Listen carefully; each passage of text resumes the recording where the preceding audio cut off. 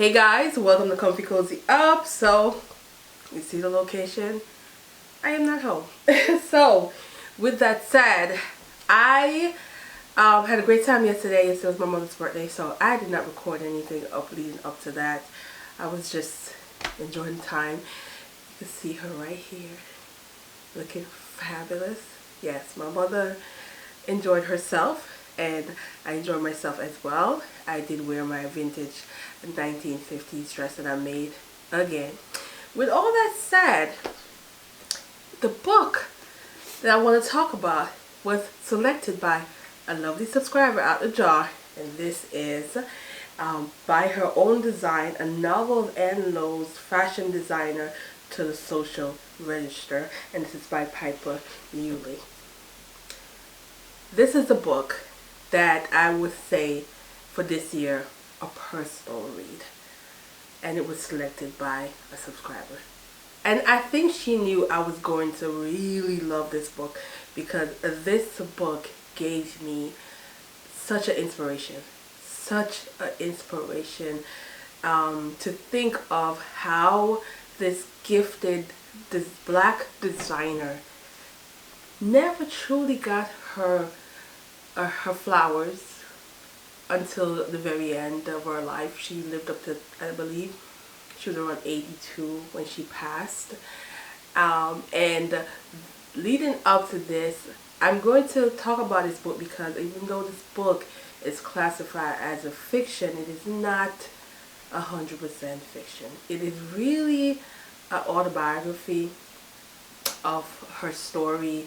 In terms of most of it is from her stuff that she has written and talked about, but then there are some that is from other people who have written books about her, article that has come out about her, and she is like now considered the first African American well-known haute couture designer, and her dresses are in several museums, including the one in Met, which I will see soon, and I will give you some journey of what they have in there of her designs. I believe there may be 4 or 5. There are, of course, in the African American Museum and the other museum also in DC. And unfortunately, the iconic dress that she will forever be known for is Jackie Kennedy wedding dress. And that dress, I don't think it's at the Met, I think it's in DC. But we're going to go through that as I discuss the book. Now, this book started as her being a young child at 12.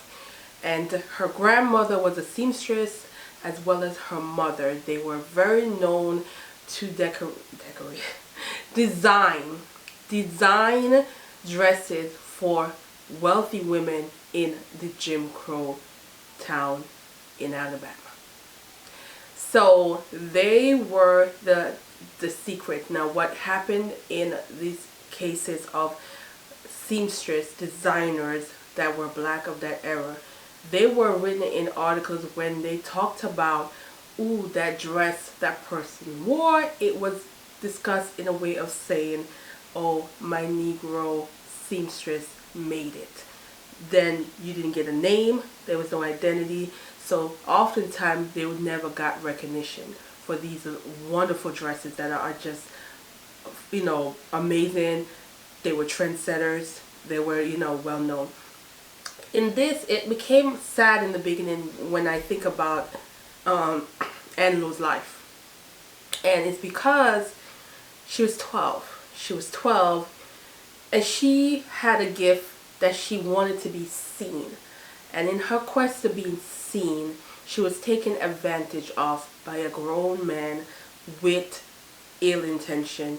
And she was married. She was a child bride. So just imagine being married around 12.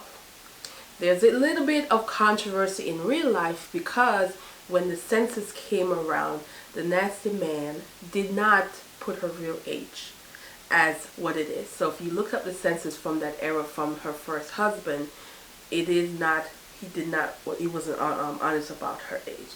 She very much in real life never talked about it in detail, because it was a painful era. In the book you learn that she was abused, and you learn why he even sought after her.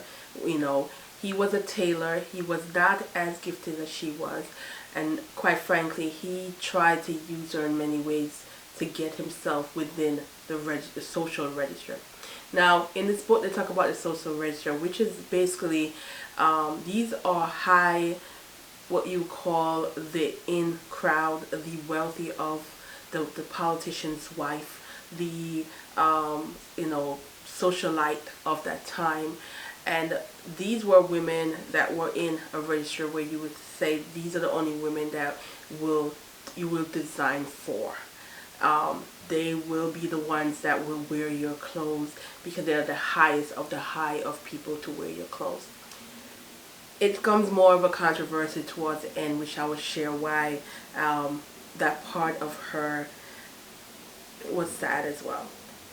Now, she experienced a lot of tragedy at a young age, and she was on her own at a young age.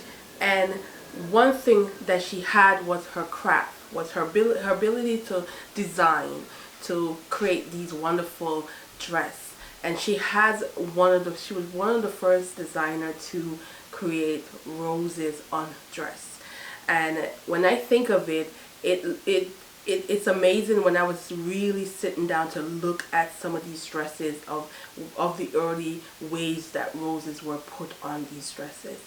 And it's just fascinating for me to even watch that. This book, I did a lot of research. I honestly read it, and I finished it about over a week ago, but I did a lot of research. I read a lot of articles and things to support this video, because I wanted to really go into depth with this video, because I am so disappointed that I did not know who she was.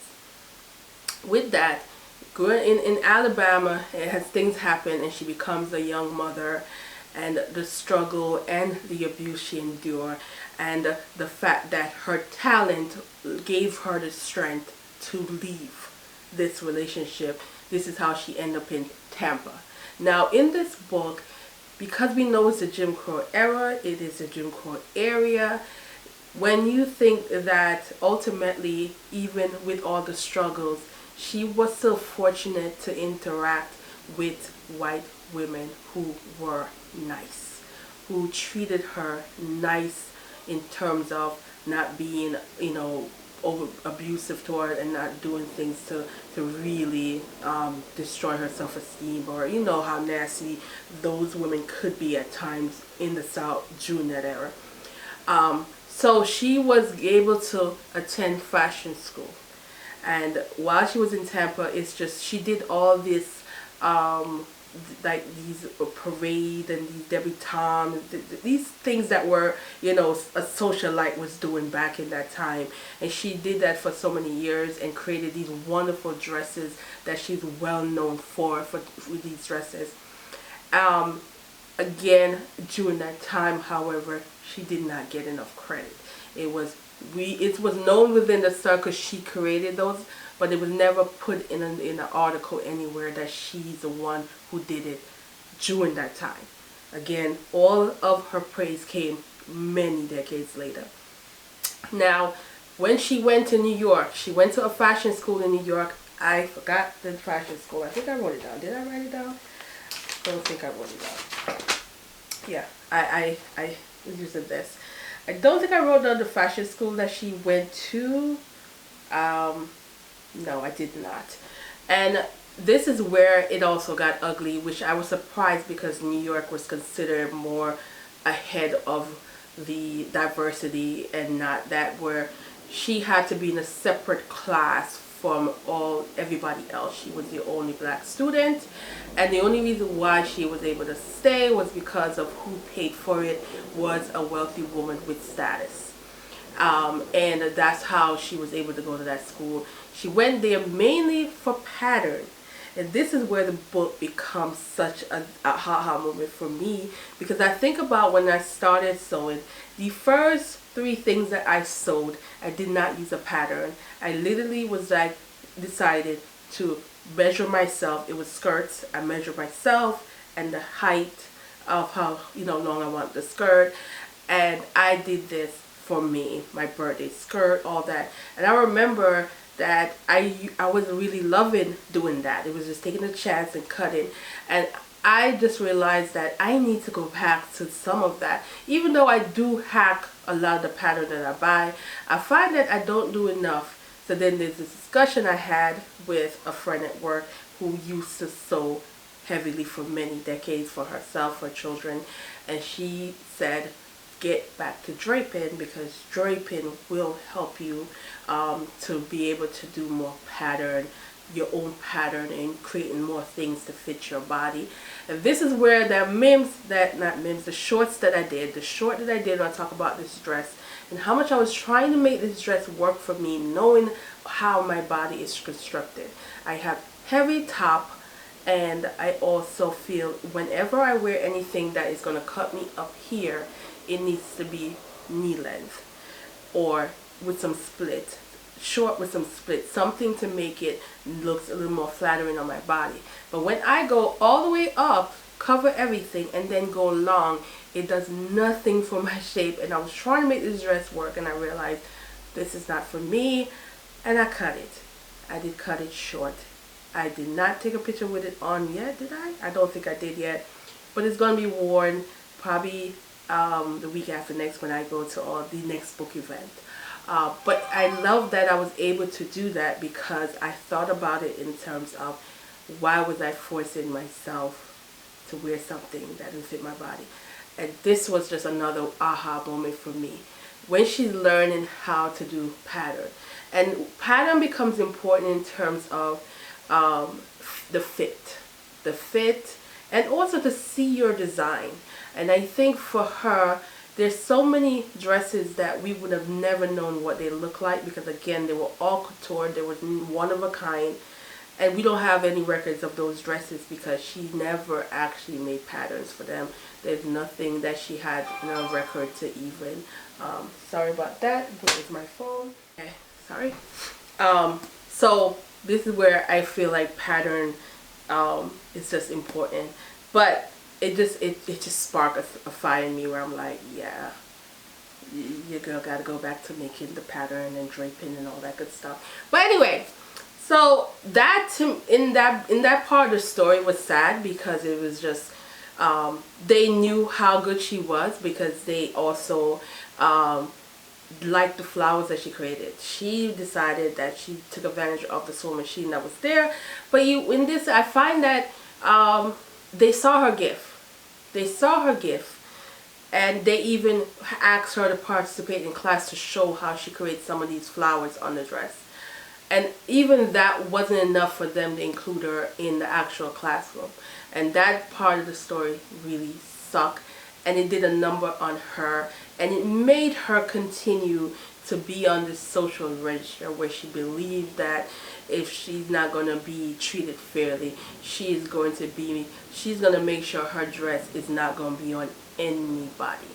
If you're not on this register, you're not on this level, you are not wearing her dress, because that's how she felt at that time because of this experience, which broke my heart a little, because there was absolutely no beautiful black women wearing her dresses at that time. That part broke my heart. Now, in this book also, I learned a lot about how fashion was changed. How you went from these extravagant dresses that were yards and yards of fabric, and how we come now to the world wars, World War I, World War II, and what was available, what you could have gotten in order to make these dresses. Now, because of the social registry, she was able to get away with certain things, of getting certain things that would have not been acceptable at that time. This is where you get the shorter dresses, the knee-length dresses that came out during that time period. that became a fashion statement. Not because of just wanting that change, it's because necessity created that change. And they did not have the fabric to go extraordinary. No one was going to balls, no one was going to fancy parties. So the structured dresses were a thing. And so I like how that was part of how some of her designs changed over time. She also designed for people for Oscar. One of her Oscar dresses. I pop it here. And again, did not get credit for this dress. Then, of course, she met Jackie Kennedy. At the time, she met her when she was a teenager. She did her debutante dress. And then she became the designer for her wedding dress. Her wedding dress was an accident. Believe it or not, that amazing dress was an accident because our original dress was destroyed when somebody broke the pipes in her shop. She was so adamant about having her own shop where people come to the shop where she's not going through somebody's back entrance because she was black. That traumatized her that she wanted her own shop, which she did get her own shop in New York, and of course it got ruined with the water situation, and there was only a few fabric left that she was able to scrape up and get this. She also got help from people from a local church to help with the bridesmaids dresses. But look at what a last minute change, working what you got, creating what you can think of in a short period of time, because you don't took these people money and there's no money to pay them back because you are using now whatever little money you have for these people who are coming in to help sew the other dresses. So you're focusing on a new design and everything, and look at the snatch on the top, the bodice, and the waist of this dress. Look at the flower design, how big those flower designs were. I think because I'm so into sewing now and I'm so into detail, and I do watch a lot of detail on certain things, that I had my mouth open looking at the detail on this wedding dress and to figure how did she do this in such a short period of time, because a lot of this was hand done, not machine. A lot of this is hand done, and how she's able to do this and create this an absolutely stunning dress and then not get credit for it. I am side-eyeing the hell out of the Kennedys right now, because in the article, it's a real article, it came out saying, quote, Negro seamstress. Her name was nowhere in the original article when the wedding came out. She did not give this woman credit, and how it is written, it is like she felt bad for years later, where she was able to mention her name years later. But to think that this woman who is not wealthy, who is basically living by every design that she's getting, and you know, survive because she did make money in terms of the who were, you know, she made these dresses for. But she wouldn't have been in so much of the mess that she was in terms of when, you know, she tragedy hit her and she never took care of the business aspect. Her son did, and then you have now, how are you going to pay all of that? How are you going to pay these back money, taxes, and all these other things that count that you never really balanced because you never had to do it? This is how black folks that had money was able to touch her dress. She became part of the departments. The Saks, the Neiman Marcus, those kind of stores now had hired her and loved her design. She started designing for them. And this is where some of her dresses became more popular, and things, her name now started to circle around the fashion industry. She was able to get certain things done in terms of being featured. So this is where you see articles with her looking absolutely stunning in her black suit. She always wear a black suit, which is, I never really understood why designers do that, but it's more so they did not want to be the center of attention for any of their design. They want people to look at their dresses, whatever they created, the models that's wearing it. So they wear black to kind of stand in the background, to blend in the background. But even her suits. Look, this woman is amazing, and if you can't tell, I am absolutely a fan of Lowe, and I am definitely here for the book that she just got published out, and I believe it's as much garments that they can find. I am going to gift myself for my B-Day with that book. And I also have this other book that I requested, but it's not from her, it's from her competition at the time, that more people know about her, because she is taught in fashion design school, whereas Lowe, she's not taught. No one knows about her in the fashion school, and I've seen videos of other fashion designers who went to fashion school said that she was never mentioned in any of their studies, which is a sad situation. But again, we're gonna talk about her. This is not my last video on her, because I will go see what she has out there, and I will go ahead and her other books that I can find, she will be talked about again in this channel. I will be talking about more of it. I will get more in here in her life, and you know, sadly, I do feel bad for the fact that she never found true love. She was married twice, but she loved her craft more than she could love a man, and that's a sad part of her second marriage, and how it fell apart, where she was just so consumed with creating that she couldn't feed into her marriage, that she fed into her craft, which is sad. I always want to love what I do, but not enough where I can't find a balance. She never found a balance. She also vision issue, which is why you can see those glasses thick as hell, because she did lose one of her eyes, and the other eye was able to be saved by surgery. And so again, she struggled, because imagine your craft and you can't see well. So she had to have people to sketch for her. She had people to do her image for her, how she wants things to look. And so for her, most towards the end, which is why she gave up, I think within the 7 years before she passed, she completely gave up her craft, because, you know, health became important.